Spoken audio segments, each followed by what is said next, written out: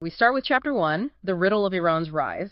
And right away, Milani talks about Iran's forward defense strategy, which isn't just about, guarding borders. It's tied to seeing the U.S. as this, an existential threat, basically, and trying to level the playing field militarily through asymmetric warfare. Yeah, trying to fight the battle away from their own shores, potentially hitting U.S. interests anywhere. To get that, you really have to look back at Iran's history, the sheer weight of these past empires, the Achaemenids, Parthians, Sassanids, huge powers. Right. Even after the Islamic conquest around 671 CE, they converted, sure, but they kept their Persian culture, their language. They didn't just become Arabized. That persistence is key. Totally.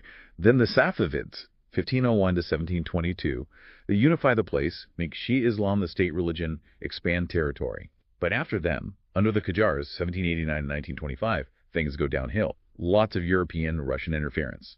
That Anglo-Russian convention in 1907 basically split Iran up, a real low point. So this former great empire becomes kind of a pawn by the early 20th century, but then oil changes everything. Bingo. William Knox Darcy finds oil, 1907-08, Anglo-Persian Oil Company.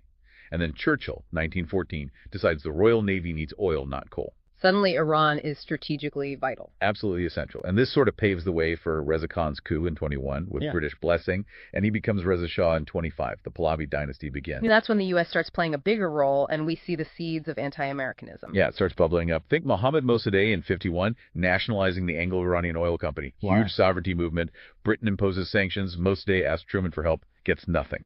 Later, the Shah gets really close to the U.S. defense. Pact in 59, even secret U.S. listening posts aimed at the Soviets on Iranian soil.